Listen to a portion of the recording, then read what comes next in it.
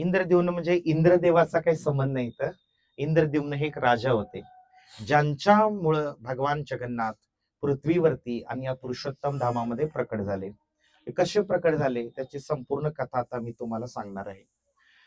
तर जसं मी सांगितलं तुम्हाला, ब्रह्मदेवाचं आयुष्य 100 वर्षाचं असतं, परंतु ते आपलं जे आता कलियुगातले 100 वर्ष माणसाचं आयुष्य असतं तेवढं छोटं नाहीये त्यांचं.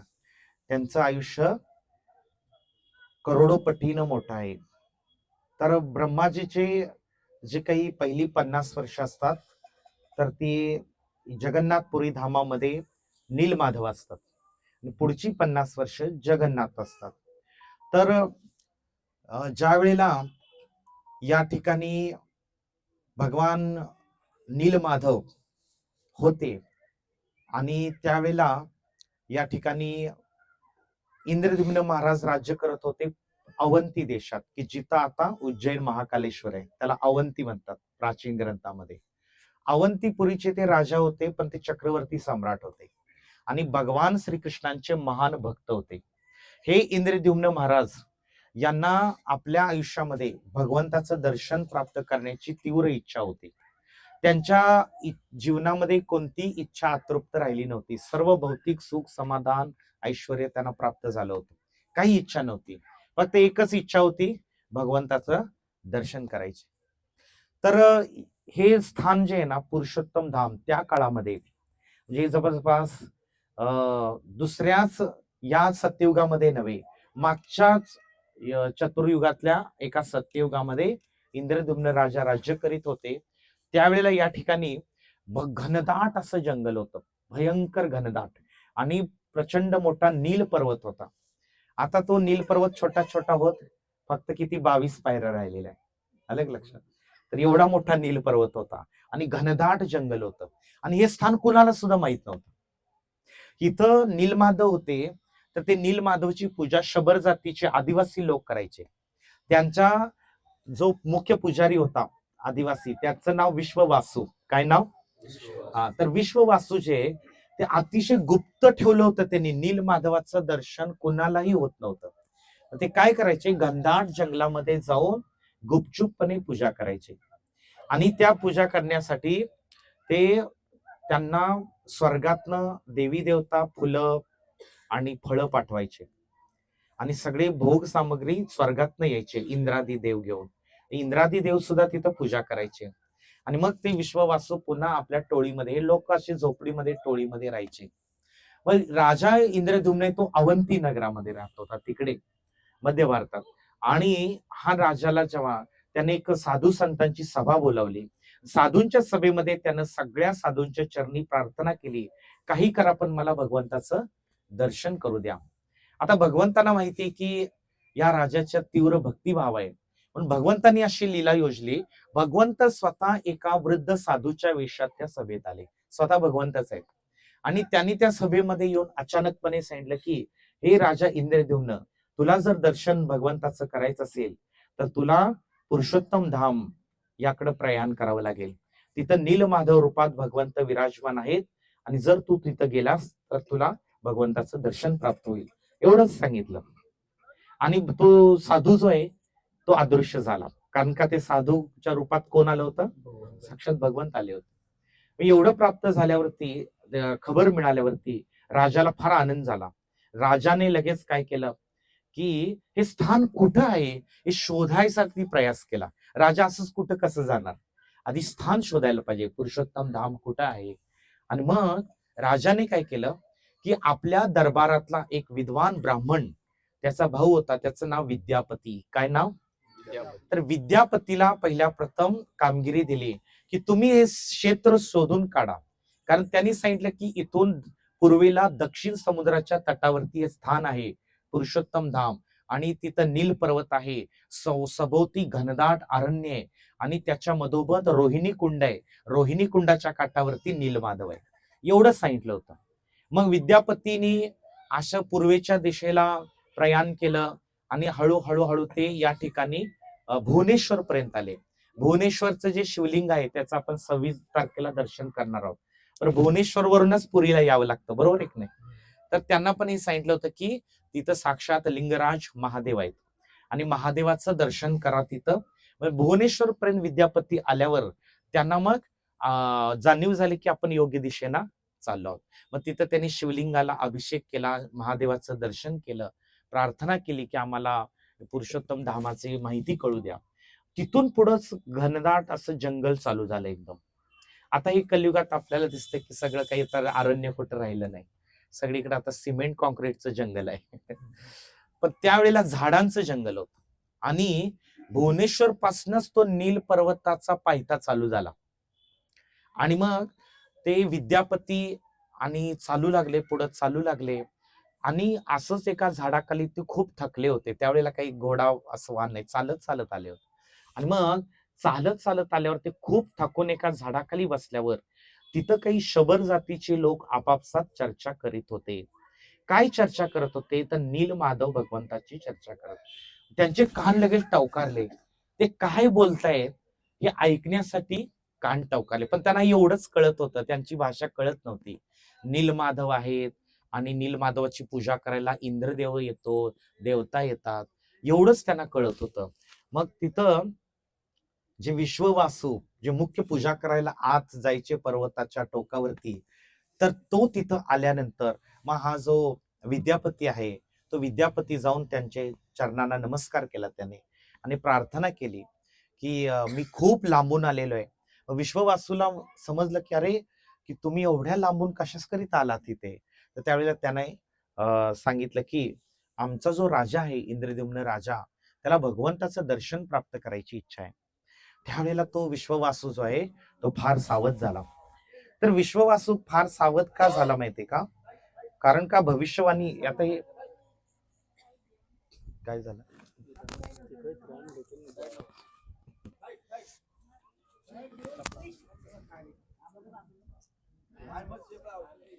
साईडला या, साईडला या सगळे.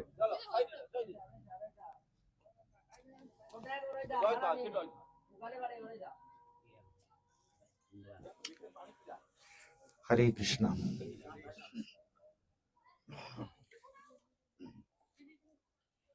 तर इकडे लक्ष द्या. तर इंद्रद्युम्न महाराज जे आहेत, इंद्रद्युम्न महाराजांनी मग त्यांना दर्शन प्राप्त करायचं आहे असं त्यांनी विद्यापतीने विश्ववासूंना सांगितलं की असं असं आम्हाला दर्शन करायचं आहे माझ्या राजाला. पण ते विश्ववासू काही तयार होईनात. ते म्हणले की त्या विग्रहांचं नीलमाधवचं कोणीच आजपर्यंत दर्शन केलेलं नाही.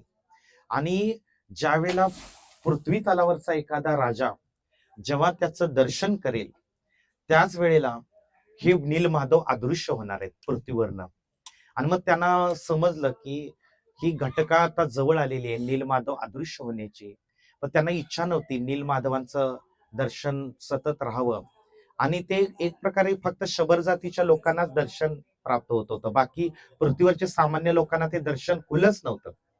आणि त्यामुळं की ही सगळी कथा बरं का स्कंद पुराणात दिलेली आहे. तुम्हाला वाटेल ही सगळी कथा कुठे दिली आहे? स्कंद पुराणामध्ये उत्कलखंड पुरुषोत्तम धामाचं महात्म्य सगळं दिलेलं आहे, श्लोक दिलेले आहेत सगळे. तर त्यामध्येही भगवान जगन्नाथ कसे प्रकट झाले, इंद्रद्युम्न महाराज कोण होते, ती सगळी कथा दिलेली आहे. तर विश्ववासूंना खूप विनंती केली विद्यापतींनी की काही करा पण आम्हाला दर्शन मला प्राप्त करू द्या. मग खूप विनंती केल्यावर ते दोघं पण वैष्णव आहेत, म्हणले की ठीक आहे मी तुम्हाला दर्शन करवतो, कारण शेवटी शास्त्रात दिलेल्या गोष्टी बदलत नाहीत.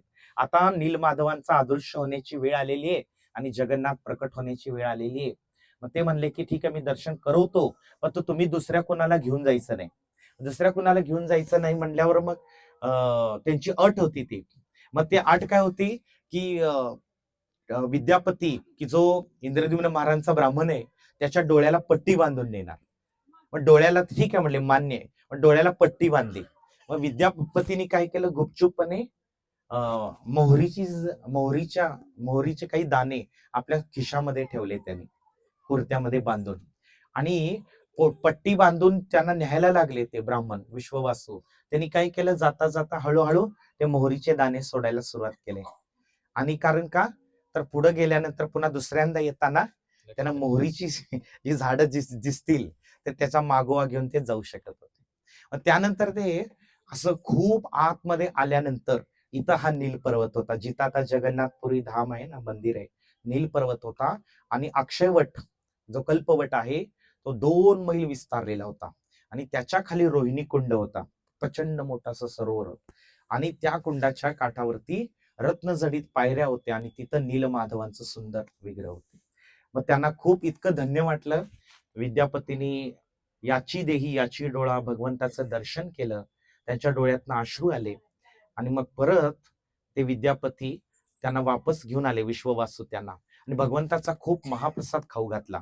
आणि त्यांनी विचारलं की एवढा सुंदर महाप्रसाद हा पृथ्वीवरचा भोग वाटत नाही? ते म्हणजे हो, इथं देवता येऊन पूजा करतात आणि ते भोग सामग्री घेऊन येतात. आणि मग ते परत आले दोघं पण. परत आल्यानंतर मग विश्ववासू आपापल्या झोपडीत गेले, त्यांच्या राहण्याखाण्याची व्यवस्था केली. परत दुसऱ्या दिवशी यांना इच्छा झाली, परंतु दुसऱ्या दिवशी जाणार कसं? पण हे स्थान सोडण्याची इच्छा नव्हती त्यांना, असं वाटत होतं इथंच राहावं. परंतु विद्यापतींना आपल्या राजाची आठवण झाली. तो राजा दर्शनासाठी एवढा लालायित आहे, नाही का, त्याला जाऊन खबर दिली पाहिजे, खुश खबर. मग तो परत काय केला, परत विद्यापती आपल्या सगळे 2-3 सेवक आणले होते, त्यांना घेऊन तो परत अवंतीपुराला गेला आणि महाराज इंद्रद्युम्नांना इतक्या आनंदाने खबर सांगितली की इंद्रद्युम्न महाराजांनी त्याला मिठी मारली. मला इतके आनंद झाले, आनंदाची खबर दिलेली आहे, तुला मी वाटेल तेवढं धन देईन. आणि मग राजाने लगेच सगळ्यांना, ब्राह्मणांना बोलावलं, मंत्र्यांना बोलावलं आणि राजाने सांगितलं की आता आपल्या सगळ्यांना पुरुषोत्तम धामाकडे जायचं आहे आणि दर्शन करायचंय. तेव्हा तिथं नारद मुनी प्रकट झाले. नारद मुनींची पूजा केली इंद्रद्युम्न महाराजाने आणि म्हणाले की आम्हाला कृपया करून भगवंताचं दर्शन व्हावं, असा आशीर्वाद द्या. तर नारद मुनी म्हणाले की मी त्यासाठीच आलोय, मला ब्रह्मदेवाने साक्षात पाठवले तुझ्या मदतीसाठी, तर मी तुला पुरुषोत्तम धामामध्ये गाईड करणार आहे.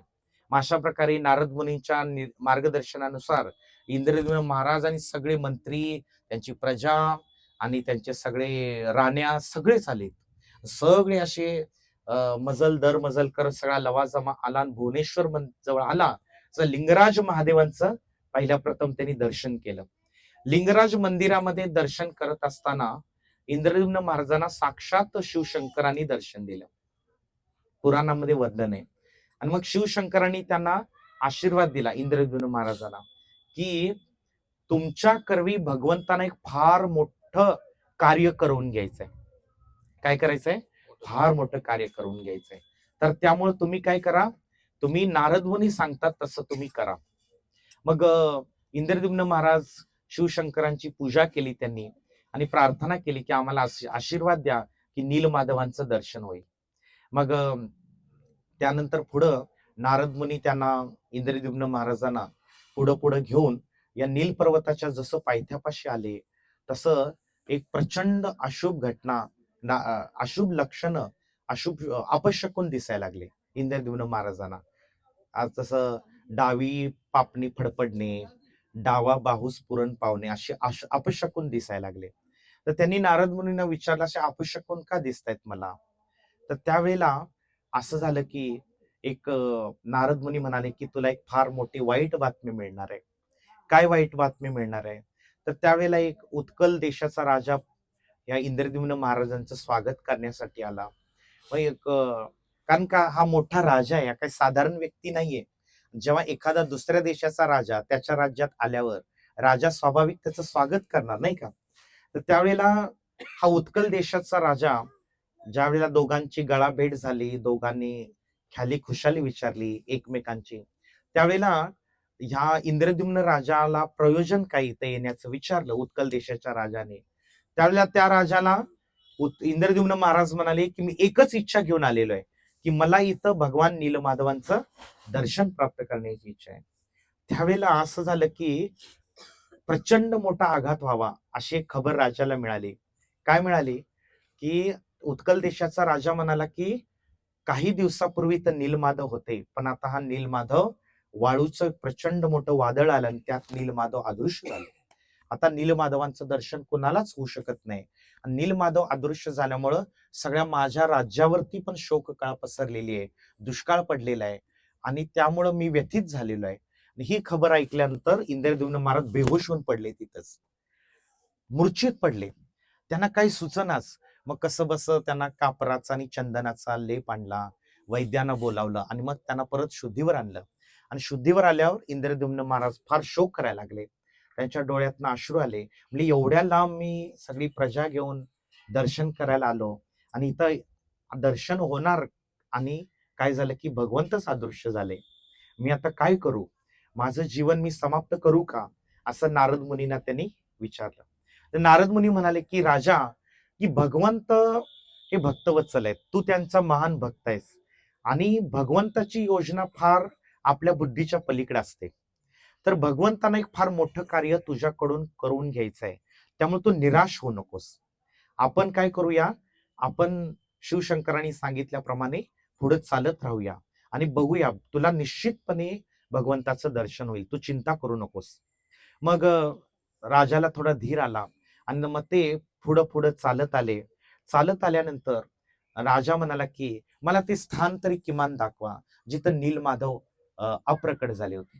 नीलमाधव अप्रकट झाले, त्या नील पर्वतावर घेऊन आले नारद मुनी त्यांना आणि तिथं ते खूप शोक करायला लागले आणि जमिनीवरती डोकं ठेवून भगवंतांना प्रार्थना करायला लागले की भगवंता, मी एवढ्या लांबून आलो, माझ्या जीवनाचं तर एकच इच्छा आहे की तू माझं दर्शन व्हावं, पण इथं आलो आणि नीलमाधव तुम्ही माझ्या डोळ्यासमोरून अदृश्य झाला. त्यावेळेला तिथे एक आकाशवाणी झाली. काय आकाशवाणी झाली? की हे राजा, तू शोक करू नको, तुझी इच्छा निश्चितपणे पूर्ण होईल, पण तुला माझ्याकडून एक फार मोठी सेवा करायची आहे. त्या सेवेसाठी मी तुला नियुक्त केलंय, कारण तू माझा अतिशय प्रिय भक्त आहेस. तर तू नारद मुनींच्या निर्देशानुसार कार्य कर. मग भगवंतांनी त्यांना सांगितलं, काय सांगितलं? आकाशवाणी म्हणजे साक्षात भगवंतच म्हणत होते. भगवंतांनी त्यांना सांगितलं की तू या ठिकाणी या पुरुषोत्तम धामामध्ये आता 1000 अश्वमेध यज्ञ कर आणि हे 1000 अश्वमेध यज्ञ संपन्न झाल्यावर मी स्वतः इथं प्रकट होणार आहे.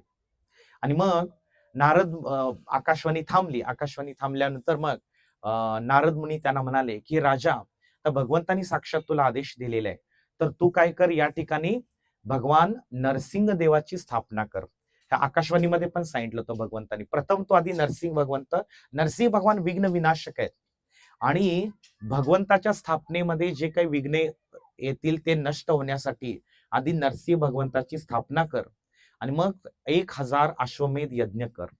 मग त्याप्रमाणे हे नरसिंह भगवान जे आता आपण दर्शन केलं ना सगळ्यांनी, काही काही लोकांचं राहिलंय, त्यांनी जाताना करा.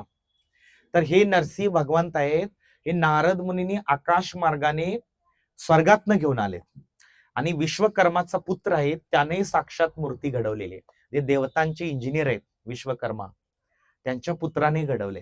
आणि नरसिंह भगवंतांना नारद मुनी आकाशातनं येऊन इथं स्थापन केलं. नरसिंह देवाची पूजा केली इंद्रद्युम्न महाराजांनी. म्हणजे जगन्नाथांच्या प्रकट होण्यापूर्वी नरसिंह भगवान प्रकट झाले. आणि हे विग्रह जे आहेत ना, ते शांत विग्रह आहेत. त्यांच्या मागे उग्र विग्रह आहेत, उग्र नरसिंह आहेत. म्हणजे असं पाठोपाठ विग्रह आहेत. आता त्यांचं दर्शन ते पुजारी करवत नाहीत उग्र नरसिंहांचे. तर शांत नरसिंह आहेत. हे नरसिंह भगवंतांचा जो दर्शन करतो त्याचं चित्त किंवा त्याचं मन आपोआप शांत होतो आणि ज्यांना सारखं राग येतो, चिडचिड होते, तर त्यांचा क्रोध पण शांत होतो. म्हणून इथे एक मुस्लिम सम्राट आला होता, काला पहाड म्हणून. तर तो सगळी देवळं पाडत, मूर्त्या भग्न करत आला होता. पण जसं म्हणतात की त्यानं नरसिंह भगवंताचं दर्शन केलं, त्याचा क्रोध लगेच शांत झाला आणि त्यानं सगळे राजाला आदेश दिला, इथं कुणी आता मूर्ती तोडू नका, मंदिर तोडू नका, परत चला. असं त्याच्यात परिवर्तन झालं. तर हे नरसिंह भगवान स्थापना केली आणि एक मोठी यज्ञवेदी तयार करण्यात आली आणि या ठिकाणी इंद्रद्युम्न महाराजांनी किती यज्ञ केले? 1000.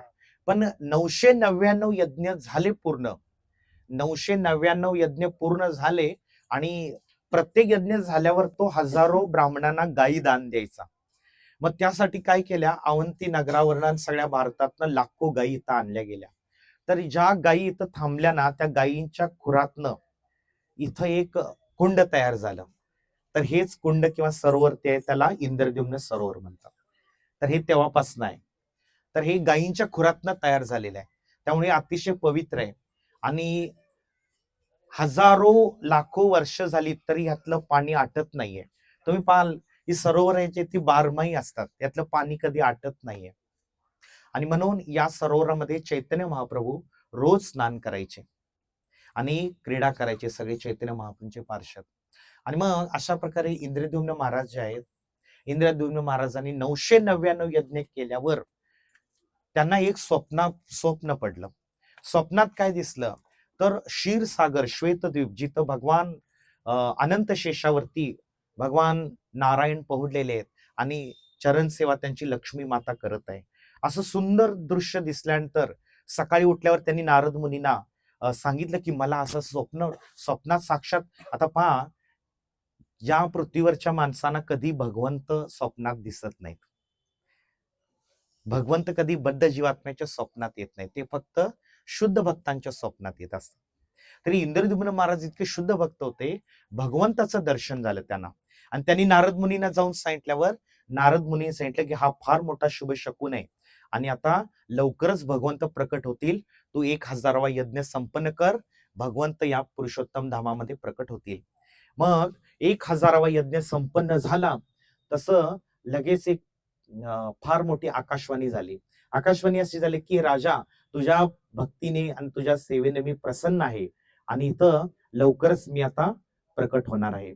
असं प्रकट आकाशवाणी संपली, लगेचच समुद्र तटावरती राजाचे जे सेवक होते ते पळत पळत सांगायला आले की राजा, एक फार मोठं लाकडाचा ओंडका काष्ट एक तरंगत आलेलं आहे समुद्रातनं असं, आणि ते इतकं तेजस्वी आहे की सूर्यासारखं तेज त्याच्यातनं बाहेर पडत आहे. आणि मग राजा आणि नारद मुनी लगेच तिथं गेले आणि तो जो दारू ब्रह्म होता, दारू ब्रह्म म्हणजे काय काल सांगितलं मी, लाकूड. लाकडामध्ये दारू म्हणजे ओडिया भाषेत लाकूड म्हणतात, तर लाकडामध्ये काष्ट विग्रह आहे ते जगन्नाथ. तर नारद मुनींनी त्यांना सांगितलं की हे लाकूड आहे ते आता विधिवत तुम्ही काय करा, इथनं बैलगाडीमध्ये ठेवून या वेदीपर्यंत आणा. ही वेदी इथं होती जिथं गुंडीच्या मंदिर आहे ना, तर ते गुंडीच्या मंदिर तिथे वेदी करण्यात आली आणि तिथंच 1000 अश्वमेध यज्ञ संपन्न झाले आणि नरसिंह भगवान तिथं स्थापना झाले.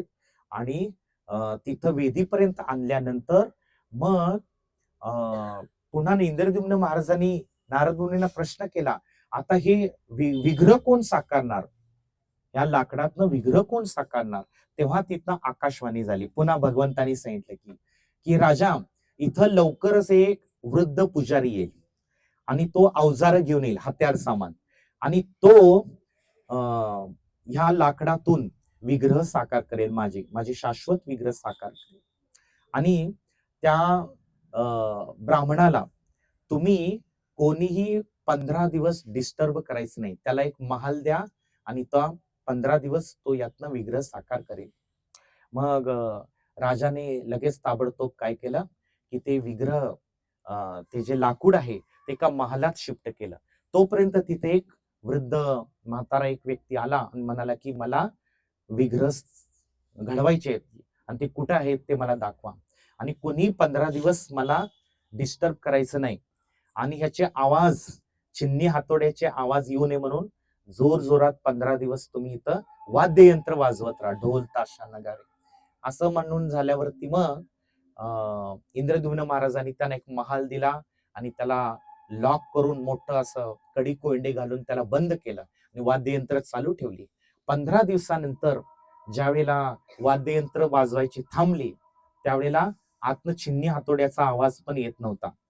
मग राजाने दरवाजा उघडला तर आतमध्ये साक्षात कोण प्रकट झाले होते, बोलो जगन्नाथ बलदेव सुभद्रा मैया की जय. 4 विग्रह प्रकट झाले होते. एका विग्रहामध्ये जगन्नाथ, बलदेव, सुभद्रा आणि सुदर्शन. तर हे लाकडातनं प्रकट झालेले विग्रह आहेत. भगवान दारू ब्रह्म आहेत आणि इतके सुंदर दिसत होते की इंद्रद्युम्न महाराजांची अभिलाषा पूर्ण झाली. पण त्यांना एक शंका वाटली की हे भगवान जगन्नाथांना पाय नाहीयेत, हात पण छोटे आहेत, मग हे काय अपुरं राहिलं का काम. व पुन्हा आकाशवाणी झाली की इंद्रद्युम्न राजा, मी कलियुग ह्या ब्रह्माजीच्या द्वितीय परार्धामध्ये दुसऱ्या 50 वर्षामध्ये या रूपातच या नील पर्वतावर मी दर्शन देत राहीन आणि जे लोक माझं दर्शन करतील त्यांचा या भवसागरातनं मी उद्धार करीत राहीन. त्यामुळे तू चिंता करू नकोस, हे परिपूर्ण विग्रह आहेत. आणि माझी महाभाव दशा या विग्रहातनं मी प्रकट केलेली आहे.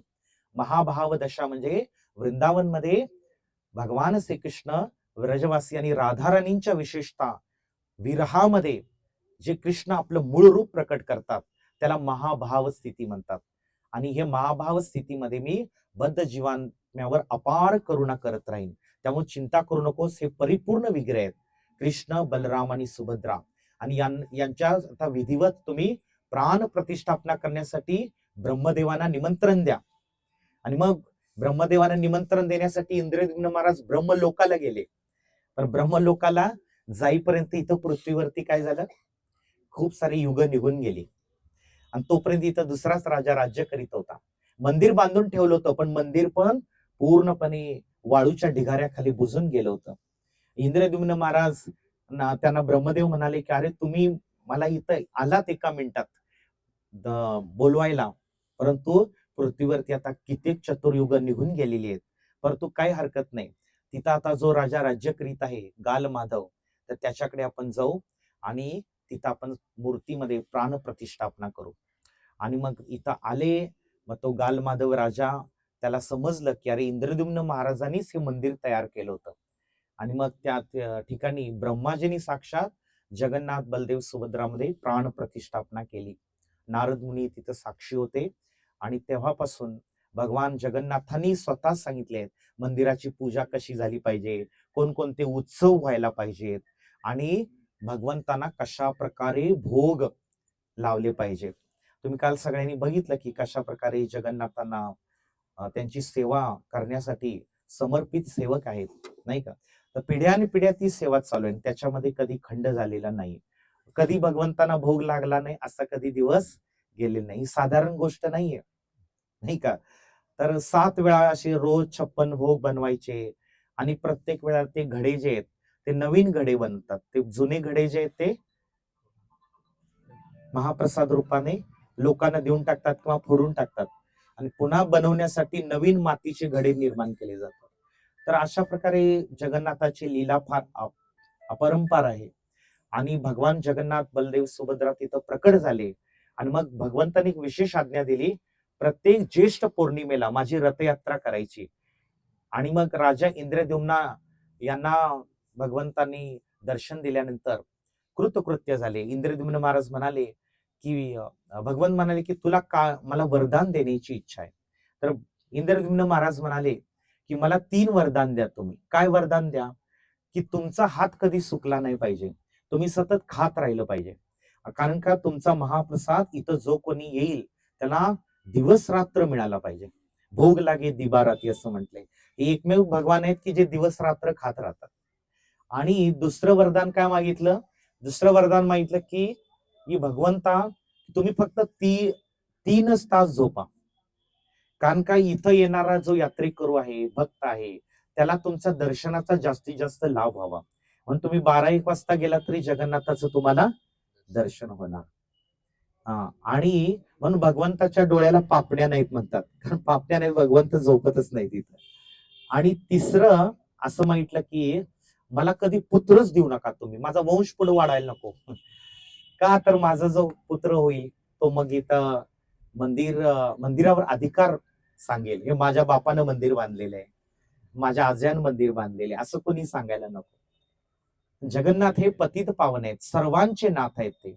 असं नाही की ते ओडिया लोकांचे नाथ आहेत किंवा ते फक्त पंडा लोकांचे नाथ आहेत, ते सगळ्यांचे नाथ आहेत. आणि म्हणून जो कोणी मनापासून जगन्नाथाला प्रार्थना करतो तर भगवान जगन्नाथ लगेच ते पूर्ण करतात. आणि असे खूप सारे भक्तांचे अनुभव आहेत. माग मी 10 वर्षापूर्वी माझ्या सगळ्या नातेवाईकांना घेऊन आलो होतो इथं. आणि सगळे त्यावेळेला एवढी गर्दी नसायची. सगळे जेव्हा दर्शनला करायला गेले, माझ्या मामीला काहीतरी जगन्नाथांना पैसे द्यायचे होते सेवा करण्यासाठी, 500 रुपये, 1000 रुपये. ते कुणाकडे देऊ असं तिला कळत नव्हतं, नाही का. आणि सगळे गरुड स्तंभाच्या तिथं उभे होते सगळे. आणि तिला काहीतरी सेवा करायची इच्छा होती. असं तिला कळत नव्हतं की कुणाकडे द्यावे हे पैसे. तर ते तिथनं मंदिरापासून एक पंडा आला चालत.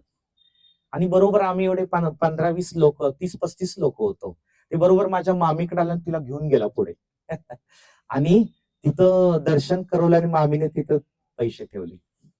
म्हणजे भगवान जगन्नाथ जे आहेत, प्रत्येकाच्या मनाची इच्छा जाणतात, नाही का? आणि भगवान ती इच्छा पूर्ण करतात. म्हणून हे भगवान जगन्नाथ जे आहेत, बद्ध जीवात्म्याशी सुद्धा आदान प्रदान करतात. अशा खूप साऱ्या कथा आहेत. तर त्या कथा भगवान जगन्नाथ कसे भक्तवत्सल आहेत आणि भगवान जगन्नाथ पतित जीवात्म्यांवर कशी कृपा करतात, खूप सुंदर कथा आहे. त्यामुळे तुमचं श्रद्धाभाव, भक्तिभाव आणखी खूप वाढेल. तर या ठिकाणी हे जे इंद्रद्युम्न सरोवर आहे, या सरोवरात जर कोणाला अंघोळ करायची असेल, कोणाला इच्छा आहे का? कारण इथं साक्षात भगवंतांनी स्नान केलेलं आहे. आम्ही इथं खूप तासनतास अंघोळ केलेली आहे. तर कुणाला इच्छा आहे का करायची? नसेल तर फक्त डोक्यावरती पाणी शिंपडून घ्या आणि पुन्हा आपल्याला बरं, ही गुंडीच्या राणी जी आहे, ते मंदिर आपण पाहिलं पहिल्या प्रथम इथं आल्यावर. केलं का गुंडीच्या मंदिर? हा, बंद आहे, बंदच असणार, कारण ते फक्त 9 दिवस चालू असतं आषाढ महिन्यामध्ये. जगन्नाथांची जी श्रीमंदिरात सेवा होते, 56 भोगा, त्यांच्या सगळ्या आरत्या, तीच सेवा या मंदिरात होते बरं का, गुंडीच्या मंदिरात. कधी होते?